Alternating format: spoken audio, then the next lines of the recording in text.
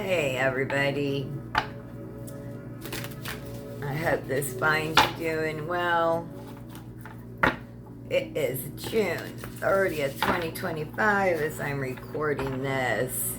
It is timeless whenever it finds you, it applies.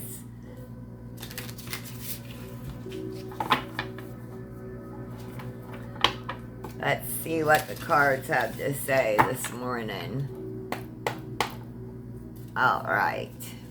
What's going on with the collective? What's going on? What's up, my friends? What's up?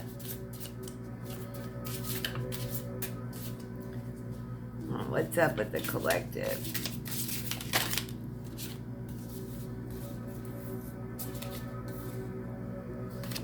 Ten of Cups. Perfect for this weekend. A lot of pride with your found love and family and who you are. You're in your full power. You know who you are. You've been through it, and you're being rewarded for figuring out who you are, even if it's later in life. Right? It's okay. It doesn't matter if you're 30 and just figuring it out. If you're 40 and just figuring it out, 50 and just figuring it out. This is the 10 of Cups. This is about being whole. I see you and all that it's taken to get you to where you are today. Happy Pride. The 10 of Cups gives us a space to reflect on our journey as a whole. All that's been gained and all that's been lost. The road has not been easy, but holy shit, here you are, still standing, still breathing, clearer than ever about who you are. You have been tested time and time again, but damn, have you shown up for yourself or what? When the 10 of Cups appears, it's an invitation to honor your younger selves. Be kind about who you were. You were just learning, right? Be kind to that younger self. This card speaks to that feeling of aliveness when we are finally able to move through the world as a whole person. When we stopped rejecting parts of ourselves we don't like. When we make room for all of our emotions, when we treat ourselves with kindness. The 10 of Cups is a testament to the positive changes that can happen in our lives when we stop trying to control others and focus on our own healing. With this card, we celebrate the most important relationship of all, the one we have with ourselves. What beautiful energy. Oh, thank you. Thank you, Spirit. Isn't that beautiful energy? Yes, yes, and yes. What are we going to be challenged with? What's going to challenge us?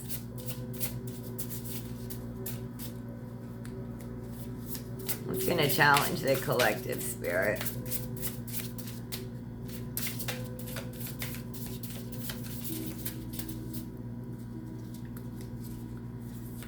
This is such beautiful energy.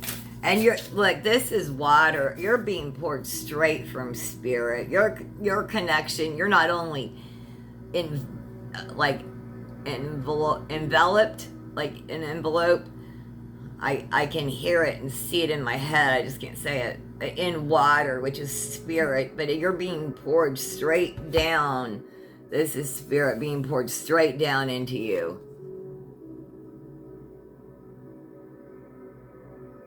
You're like looking into that water, like divining with water. Like it's Spirit's pouring straight into you, healing all your younger selves.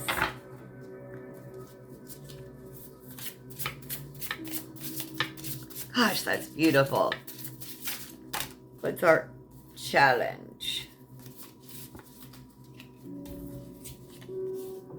The Six of Pentacles. Yeah.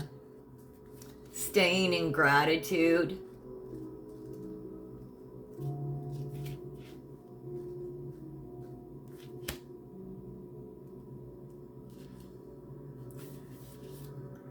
The challenge could be guilt.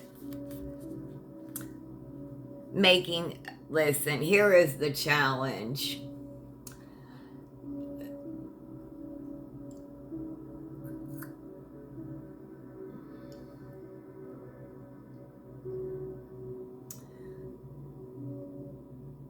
You deserve to feel supported and resourced too. That scarcity myth that our happiness somehow takes away from the happiness from someone else is... Sorry about the interruption. Look, I just had the camera, the device cut off, and then I was making more room on it, and I temporarily lost, misplaced videos, thought I had lost them for good, hid them in a secure folder from myself. Anyway, you've hidden something from yourself that you will find. It's gonna be frustrating, but you'll find it. Message for somebody. But back to this Six of Pentacles. She isn't immediately giving away all her apples. This woman's picking apples. But rather taking what she needs first and only giving what she feels she has extra to give. The idea of prioritizing your needs above others feels yucky. Lean into the wisdom of the Six of Pentacles. This card is a great ally as you learn to love yourself in this important way. This is going to be your challenge. Release the guilt. Prioritize your own needs first. Give only when you have enough of your own. The scarcity myth that your happiness somehow takes away from others. BS. And we can't be in a season of giving indefinitely. All right. Where should we focus, Spirit? Where should we focus today? Top card.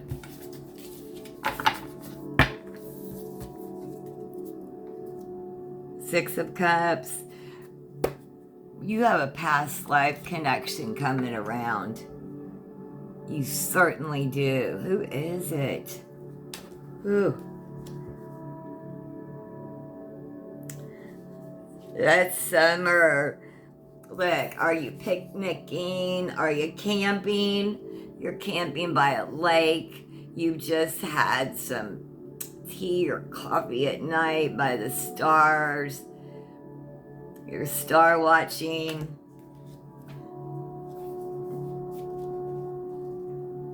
Yeah, here's the Six of Cups. Play. The Six of Cups transports us back to the days of running through sprinklers and chasing after lightning bugs and eating fudge sickles and sipping Capri Suns.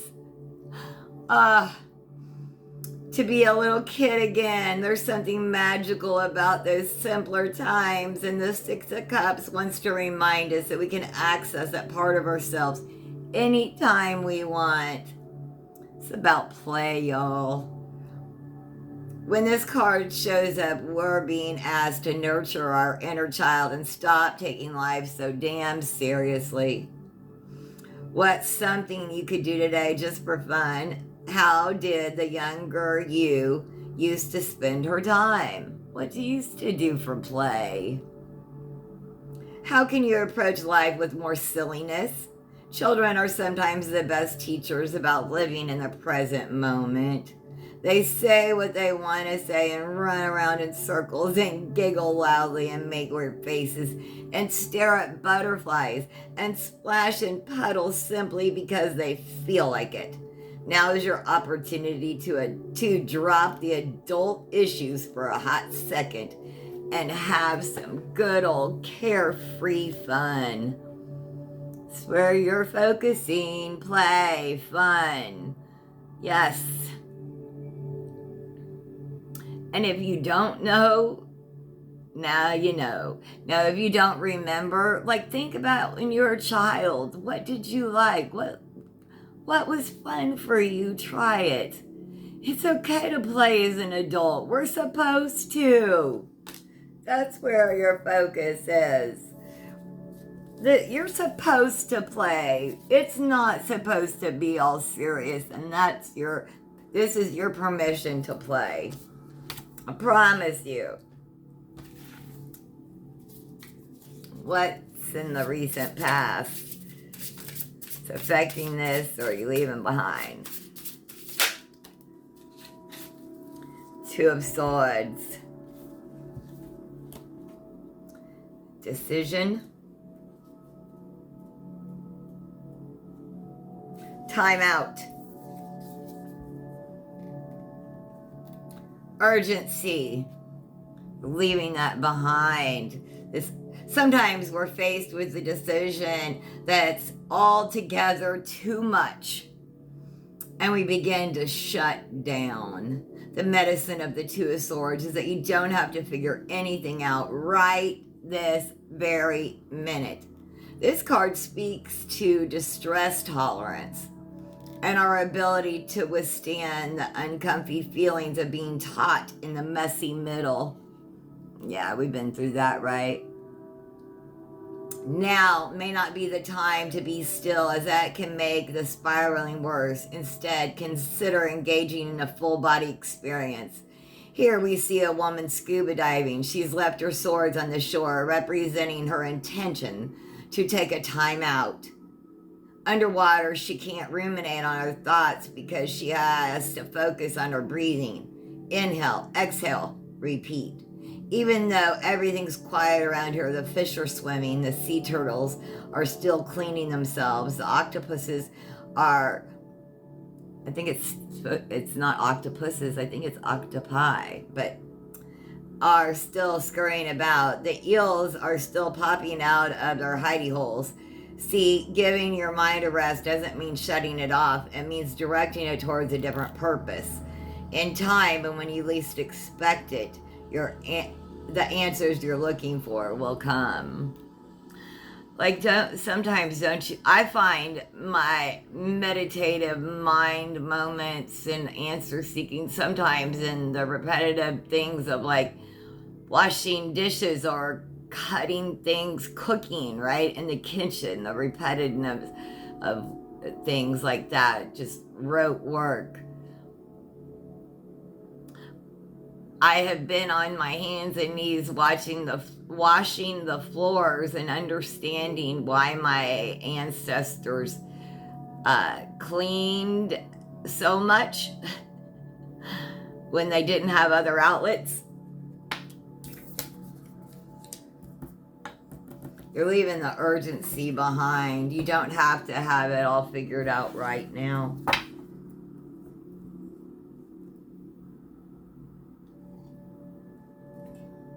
And you don't have to get, it took me a while before I was able to even say to people, can I get back with you? Can I get back to you on that? Not feeling pressured to give an answer in the moment, right? We don't have to do that. We can say, let me get back to you. I'm not sure. Or just let me get back to you on that. All right. Tell me your strength. Wow. The Chariot.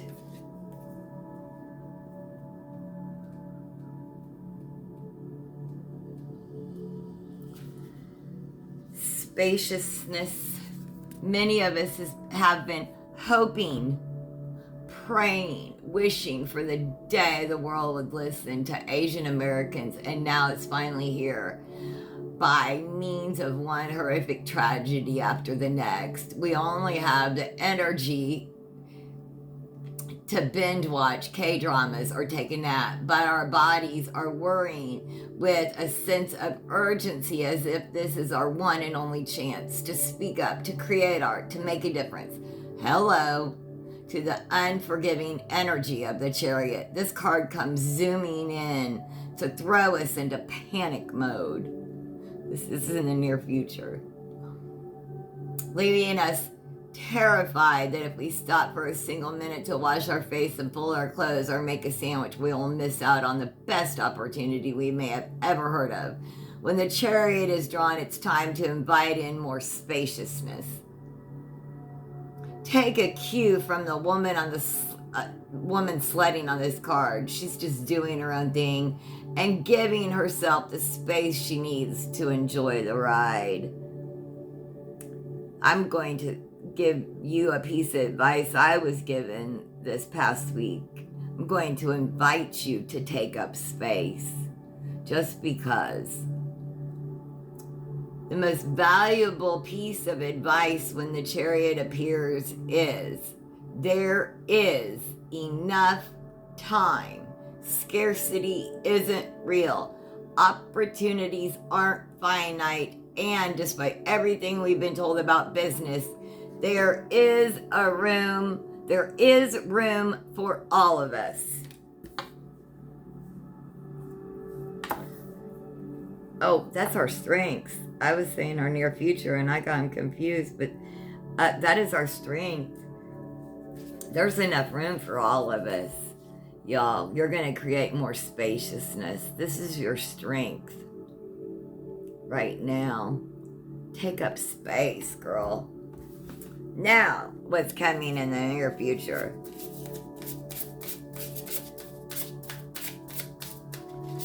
And divine, hey, listen, divine masculine, this is for you too. The genders don't apply on this. This deck is just all feminine.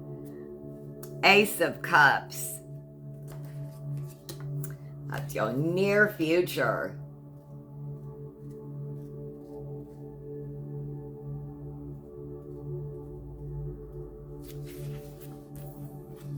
Reflection. It's time to turn inward and have a little heart-to-heart with yourself. How's it really going? What's weighing on you? What's alive for you? What feels tender and present? The Ace of Cups marks a new chapter of self-growth. Right now, it's about tuning in and listening. Don't go looking for answers yet. Cozy up with a cup of tea still on your mind and see what arises. This is not, and I repeat, not an invitation to nitpick all the things wrong with you or your life. We're talking about loving reflection here, the kind where you are simply curious about your own evolution and where you've been, where you are headed, what you're leaving behind, and what you desire more of. With the Ace of Cups, there is a knowing deep down inside that's ready to emerge. Your job is to listen. Beautiful is that? Yeah. Thank you. Spirit advice, please. Whoa. This is the truth. Like, I'm the truth teller. We're telling the truth. Ace of Wands.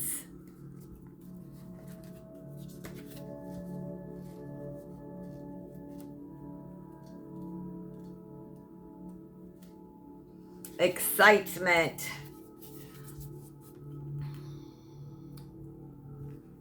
This is your advice. Holy fuck, that's it. Let's go. With the Ace of Wands, we have the spark of a new idea. It's not fully fleshed out yet, but we can see it in our mind's eye. We can feel it in our bodies. We know we're onto something good. It's a can't eat, can't sleep, exciting. There are moments. These are the moments that make us feel alive. The energy of the Ace of Wands is fast, fast, fast. So strap in tight, get ready for an epic ride. PSA, when ideas are in their baby stage, like a mama bear, we got to be extra protective of them. Only share your idea with people who are going to hype you up. You've got an exciting vision, and sadly, not everyone will be able to follow along. It's not that your idea doesn't have merit, it's just that not a lot of people can see beyond what they already know. Don't let other people's limited capacity to dream keep you from moving forward. The Ace of Wands brings with it a reassuring mantra.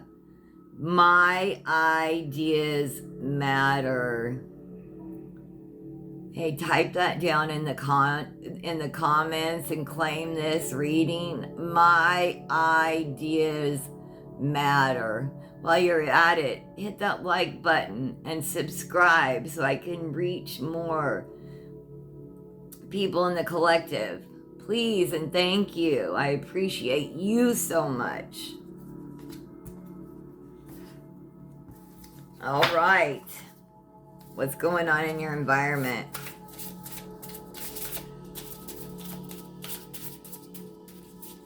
What's going on in the collective's environment that's affecting this?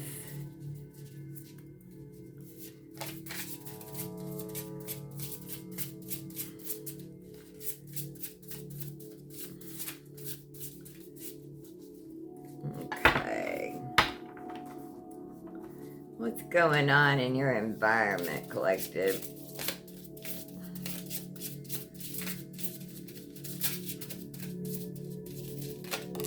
It's affecting this. 5 of Wands. You at a crossroads there, my dear?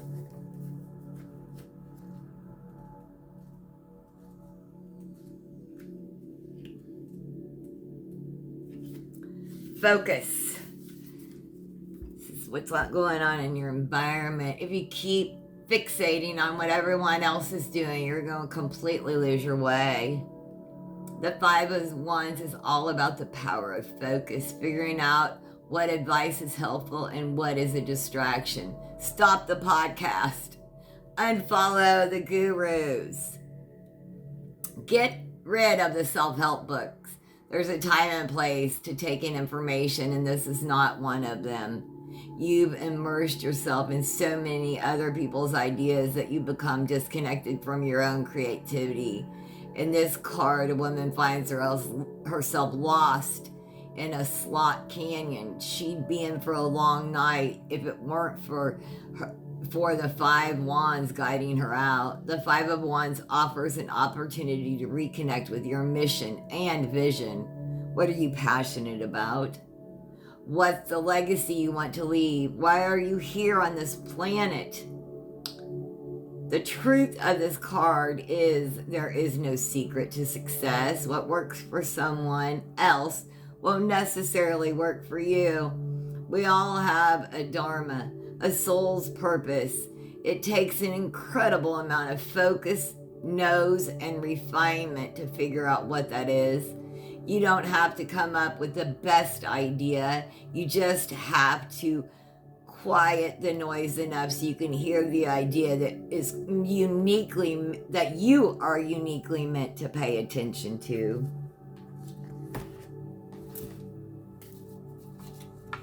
What are your hopes and fears?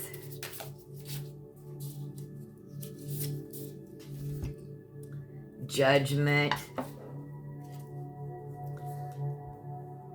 Your hopes and fears. Let's see what this says in this. Are you afraid of judgment? Discernment. Not all healers have done their healing work. The Judgment card implores us to watch out for manipulative people who disguise themselves as spiritual teachers. The ones who get off on people's suffering, swoop in to make themselves look good and leave you re-traumatized, but call it healing so you can go back for more. This is the most dangerous part of walking this path. It is vital that we do it with discernment. Spiritual leadership is is a big responsibility. And if healers aren't continually doing their personal work to check their biases, then they put others in danger. To lead with integrity, we must be committed to examining our flaws, defenses, and projections. It's a forever process. Oh, Lord, isn't it? The judgment card is here to help us walk the spiritual path cautiously and deliberately. Allow the perfectly still lake depicted in this card to act as a mirror, reflecting back the truth of a person or situation in your life. With the energy of this card, we are able to sniff out spiritual BS. We allow ourselves to trust our instincts, and perhaps most importantly, we continue to raise our consciousness while knowing we are never done evolving. Always, always. It's a process till the day we pass on from this physical body and into the next phase, right? What's that potential outcome for the collective with this?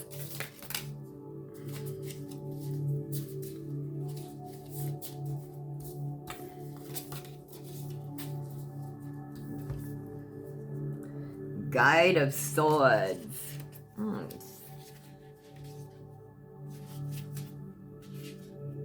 This is your potential outcome. Mind-body connection.